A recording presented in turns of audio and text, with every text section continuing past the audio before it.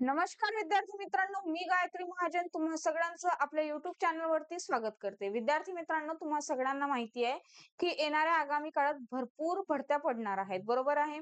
जसं की तलाठी भरती आहे, त्यानंतर नगर परिषद भरती आहे आणि नगर परिषद भरती लवकरच येणार आहे अशी चर्चा सुद्धा सुरू आहे, बरोबर. मग परीक्षा केव्हाही असू द्या, जाहिरात केव्हाही पडू द्या, पण आपण त्याआधी सगळ्यात महत्वाचा पॉइंट हा आहे की आपण तयार असणं गरजेचं आहे. मग आता मी तुम्हाला आज तुम्हाला थंबनेल वरून कळलंच असेल की चालू घडामोडीचा अभ्यास नेमका कसा करावा, कुठले स्रोत वापरावे, काय स्ट्रॅटेजी ठेवावी जेणेकरून चालू घडामोडीचा एकही मार्क जाणार नाही. हा आजचा आपला खास मुद्दा आहे. तर विद्यार्थी मित्रांनो, एक गोष्ट लक्षात घ्या, स्पर्धा परीक्षेचा आत्मा म्हणजे चालू घडामोडी. मग परीक्षा कुठलीही असू द्या, तुमच्यासाठी सगळ्यात महत्वाचं आहे की जर स्पर्धा परीक्षेमध्ये यश मिळवायचं असेल तर चालू घडामोडी हा अत्यंत कळीचा विषय आहे. कारण चालू घडामोडी ज्या आहेत त्या इतिहासाशी निगडीत असतात. चालू घडामोडी ज्या आहेत त्या राज्यशास्त्राशी निगडीत असतात. चालू घडामोडी अर्थशास्त्राशी निगडीत असतात. चालू घडामोडी नागरिक शास्त्राशी, भूगोलाशी निगडीत आहेत. मग चालू घडामोडी हा स्पर्धा परीक्षेचा आत्मा आहे, जीके-जीएसचा आत्मा आहे आणि चालू घडामोडी तुम्हाला परीक्षेमध्ये हमखास यश मिळवून देऊ शकतो. तर हा पॉइंट सगळ्यात महत्वाचा आहे आणि हा पॉइंट तुम्ही सगळ्यात आधी सुरुवातीलाच परीक्षेचा अभ्यास करत असताना क्लिअरली स्वतःला सांगून ठेवायचं की हा विषय टाळून जमणार नाही. बरेच जण असा विचार करतात की यार मला मराठी जमतंय, मला मॅथ्स जमतंय, मला इंग्लिश सुद्धा जमतंय, मला जीके जीएस मधलं बऱ्यापैकी सगळं जमतंय, पण चालू घडामोडीचे जे प्रश्न असेल ते नाही मला चालू घडामोडी लक्षात ठेवायला कठीण जात आहेत किंवा चालू घडामोडी हा माझा वीक पॉइंट आहे, तर नाही केलं तरी चालेल, हरकत नाही, मी त्या प्रश्नांचे जे मार्क्स आहे मी बाकी प्रश्नांमध्ये कव्हर करून घेईल.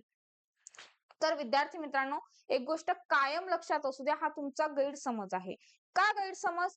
कारण जोपर्यंत आपण चालू घडामोडीचा अभ्यास पूर्णपणे करत नाही, होतंय असं की नेमके चालू घडामोडीचे प्रश्न तुम्हाला 6-7 प्रश्न पडायला लागले. मग 6-7 प्रश्न जो आहे, अरे एका मार्क्सचा प्रश्न असतो, पॉइंट पॉइंटनी आपली पोस्ट जाते आणि 6-7 प्रश्नांचा विचार करा, तुम्ही किती विद्यार्थ्यांच्या मागे खेचेल तुम्हाला तो. आणि 6-7 प्रश्न तुम्हाला किती विद्यार्थ्यांच्या पुढे सुद्धा घेऊन जाऊ शकतो आणि किती विद्यार्थ्यांच्या मागे सुद्धा घेऊन जाऊ शकतो, हा विचार तुम्ही आधीच करायला पाहिजे, बरोबर. तर एक गोष्ट स्वतःला 100% सांगायची आहे की चालू घडामोडी स्पर्धा परीक्षेसाठी अत्यंत महत्वाचा विषय आहे. त्यानंतर विद्यार्थी मित्रांनो, तुम्हाला डोक्यात पॉइंट असतो की नेमका अभ्यास कसा करावा. ठीक आहे. तुम्ही विचार करता की मी स्त्रोत कुठले वापरावे, नेमका अभ्यास कसा करावा, पाठांतर करायचं का की वाचून घ्यायचं, असं लक्षात येतंय, बरोबर आहे. मग ह्या सगळ्या गोष्टीमध्ये विद्यार्थी मित्रांनो तुम्ही टॉपिक वाईज जाऊ शकता, बरोबर आहे. एकतर तुम्हाला डेली अपडेट्स यामध्ये घ्यायचे आहे, डेली अपडेट्स घ्यायचे आहे, वृत्तपत्र वाचायचे आहे. वृत्तपत्र वाचत असताना कुठले वृत्तपत्र वाचायचे जेणेकरून तुमचा अभ्यास छान पद्धतीने होईल. मार्केटमध्ये बरेच सोर्सेस आहे, पण त्या सोर्सेस मधला भापट पसारा महत्वाचा की ऑथेंटिक डेटा महत्वाचा, ह्या सगळ्या गोष्टी तुम्हाला कळल्या पाहिजे, बरोबर आहे. तर विद्यार्थी मित्रांनो, एक गोष्ट 100% लक्षात ठेवा की अभ्यास करत असताना तुम्हाला डेली अपडेट्स घ्यायचे आहे. त्यानंतर तुम्हाला स्वतःसाठी एक हवं तर एक टेबल हे करा की मला या पुरस्कारावर प्रश्न विचारले जातात. मग पुरस्कार सगळ्या टाईपची तुमच्या माहिती असणं गरजेचं आहे. तुम्हाला नियुक्तीवर प्रश्न विचारले जातात, तर नियुक्तीवर प्रश्न म्हणजे तुम्ही टॉपिक वाईज जरी गेला तरी बेस्ट पद्धतीने अभ्यास होईल. पण सगळ्यात महत्वाची गोष्ट डेली अपडेट्स महत्वाचे आहेत. ठीक आहे. डेली अपडेट्स घेतल्या तर छान पद्धतीने तुमचा काय होणार आहे, अभ्यास होणार आहे, तोही चालू घडामोडीचा. त्यानंतर सगळ्यात महत्वाचा प्रश्न की यार मी चालू घडामोडीसाठी स्त्रोत कुठले वापरायचे, बरोबर. तर चालू घडामोडीसाठी भरपूर पब्लिकेशन्स आहेत, ते घेऊ की डेली मध्ये मी न्यूजपेपरच वाचू. तर विद्यार्थी मित्रांनो, मी सांगेल तुम्हाला न्यूजपेपर मध्ये तुम्ही लोकसत्ता न्यूजपेपर आहे, टाइम्स ऑफ इंडिया आहे, द हिंदुस्तान आहे, हे बेस्ट आहे. ठीक आहे. आता काही इंग्लिश न्यूजपेपर जे आहेत आपल्याला वाचायला भारी जातात, तर सरळ सरळ लोकसत्ता पेपर वाचायचा. लोकसत्ता मधले संपादकीय जे पेज असतं ते सगळ्यात जास्त महत्वाचं असतं, बरोबर आहे विद्यार्थी मित्रांनो. त्यानंतर तुम्ही एखादं मंथली म्हणजे जे मासिक असतं ते लावू शकता. ठीक आहे. एखादं साप्ताहिक लावू शकता, ऑथेंटिक डेटा, ऑथेंटिक पब्लिकेशन. ठीक आहे. ज्यामध्ये तुम्हाला परफेक्ट आणि ऑथेंटिक जो डेटा आहे तोच मिळेल. कारण होतं काय की आपण एखादी जरी प्रिंटिंग मिस्टेक असली, एखादी जरी चुकीची गोष्ट त्यामध्ये झालेली असली, तर तीच नेमकी पेपरला पडली तर म्हणजे आपला मार्क्स जाण्याची दाट शक्यता राहते. तर पेपरमध्ये होतं काय, वृत्तपत्र यासाठी मी सजेस्ट करत असते, कारण वृत्तपत्रामध्ये जो डेटा असतो तो ऑथेंटिक डेटा असतो. एखाद्या वेळेस एखाद्या मासिकमध्ये, त्रैमासिकमध्ये काय होऊ शकतं, एखादं वार्षिक सुद्धा बुक्स तुम्हाला मिळून जाईल. त्यामध्ये थोडाफार प्रिंटिंग मिस्टेक म्हणा किंवा थोडीशी गडबड होऊ शकते. काय मुद्दाम केलेल्या नसतात, चुकून झालेल्या असतात त्या गडबडी. पण वृत्तपत्रामध्ये तुम्हाला डेली अपडेट्स मिळतात आणि एकदम काय असतात, ऑथेंटिक असतात, परफेक्ट असतात. बरोबर आहे? तर मी सांगेल वृत्तपत्र बेस्ट आहे. त्यानंतर एखादं ऑथेंटिक चांगलं जे खूप नावाजलेलं आहे असं मासिक म्हणा, त्रैमासिक म्हणा किंवा एखादं वार्षिक बुक असेल तर ते पण तुम्ही वापरू शकता. ठीक आहे. त्यानंतर सगळ्यात महत्वाची गोष्ट, की यासाठी आणखी एक महत्वाची गोष्ट आहे विद्यार्थी मित्रांनो, चालू घडामोडीसाठी स्त्रोत.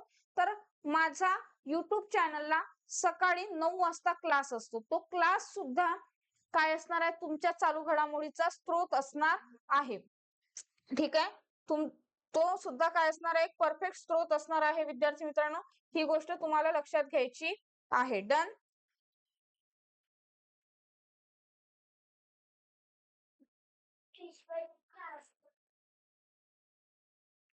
चला, समजतंय? चला, वर्तमानपत्र आहे आणि त्यानंतर विद्यार्थी मित्रांनो न्यूज चॅनल पण आहे. पुढे बघा रे, आता आंतरराष्ट्रीय ते प्रादेशिक घडामोडीचा जो क्षेत्रनिहाय घटनांचा अभ्यास असतो तो आपल्याला करायचा आहे. मग त्यामध्ये कुठले टॉपिक करायचे मॅडम? कारण चालू घडामोडी हा तर खूप व्यापक विषय आहे. मग यामध्ये कुठले? तर यामध्ये तुम्हाला चर्चेतले विषय जास्त करायचे आहे, पुरस्कार करायचे आहे, पुस्तकं करायची आहे, स्पोर्ट्स आहे, समित्या आहे, योजना आहे. हे सगळे पॉइंट्स तुम्हाला काय करायचे आहे, आवर्जून करायचे. कारण जर PYQ बघितले असतील तर 100% तुम्हाला यावर प्रश्न दिसतो म्हणजे दिसतोच. क्लिअर आहे विद्यार्थी मित्रांनो? पुढची गोष्ट बघा रे, हे सगळं करत असताना सेल्फ नोट्स बनवा. कारण जेणेकरून तुम्हाला काय होतं, एखादी गोष्ट आपण न्यूजपेपर वाचलाय, मग न्यूजपेपर मधून एवढी मोठी बातमी आहे, पण त्या बातमीतलं आपल्याला विचारण्यात येणारं वाक्य जे आहे ते जास्त महत्वाचं आहे. मग ते महत्वाचं वाक्य हायलाइट करून ठेवा. ते महत्वाचं वाक्य तुम्ही तुमच्या शब्दात, तुमच्या सोप्या भाषेत लिहून ठेवा. जेणेकरून तुम्हाला पेपरच्या वेळी नुसती नजर जरी फिरवली तरी तुमच्या लक्षात येईल. बरोबर? त्यानंतर विद्यार्थी मित्रांनो,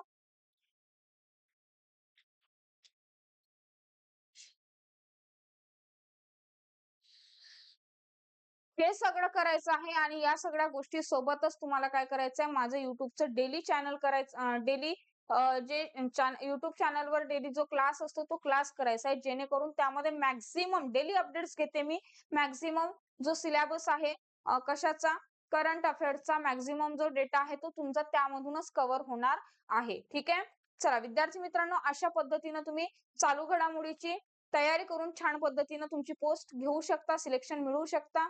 आणि अजूनही काही लोकांचा विचार आहे की मला बॅच परचेस करायची आहे, भरपूर परीक्षा पडणार आहे, एका वर्षाचं सबस्क्रिप्शन घ्यायचं आहे, 18 महिन्याचं घ्यायचं आहे, किंवा किंवा तुम्हाला 3 महिन्याचं घ्यायचंय, तर सुपरफास्ट लाईव्ह मधून तुम्ही ते सबस्क्रिप्शन घेऊ शकता.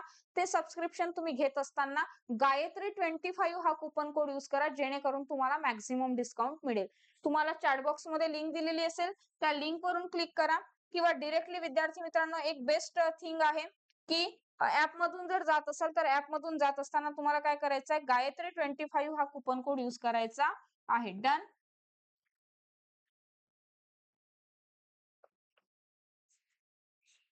आणि यामधून तुम्हाला माहितीये का, की सुपरफास्ट लाईव्ह मधून तुम्हाला महाराष्ट्रच नाही तर महाराष्ट्रासोबत 375 प्लस एक्झामचा ऍक्सेस मिळतो, ज्यामध्ये study notes, live recorded class, mock test, test series सगळं काही मिळतंय. ठीक आहे. आणि सगळ्यात महत्वाची गोष्ट ती ही असणार आहे विद्यार्थी मित्रांनो, की तुम्ही सुपरफास्ट लाईव्ह मधून सिलेक्शन बॅच परचेस केली, सिलेक्शन मिळवलं आणि जर तुम्ही सिलेक्शन मिळवलं असेल तर 100% तुम्हाला रिफंड मिळणार आहे. हे रिफंड तुम्हाला तेव्हाच मिळेल जर तुम्ही गायत्री 25 हा कुपन कोड यूज केला असणार तर. ठीक आहे. मग जास्त मॅक्झिमम डिस्काउंट साठी सोबतच रिफंड मिळवण्यासाठी तुम्हाला गायत्री 25 हा कुपन कोड यूज करायचा आहे. विद्यार्थी मित्रांनो छान पद्धतीने तयारी करा आणि आपलं बरंच वेळा असं होतं की विश्वास बसत नाही, तर विश्वास बसत नाही तर ₹1 2 दिवसामध्ये ट्रायल घ्या आणि 2 दिवसानंतर पैसे काय होतील? ऑटो पे होतील. चला छान पद्धतीने अभ्यास करा. मी तुमच्या सोबत कायम असणार आहे तुमची पोस्ट निघेपर्यंत. त्यासाठी चॅनलला आजच सबस्क्राईब करून घ्या आणि चालू घडामोडीचा दमदार अभ्यास सुरू करा. कारण चालू घडामोडी ज्या आहेत त्या प्रत्येक पेपरसाठी जवळपास 7 ते 8 महिन्यातल्या विचारल्या जातात. मग 7-8 महिन्यातल्या किंवा वर्षभरातल्या चालू घडामोडी करायच्या आहेत, तर त्या एका दिवसात किंवा 2-3 महिन्यात होणार नाहीत. आजपासून आत्तापासून सुरुवात करा. आजही सुरुवात केली तर 100% होईल. चला बाय.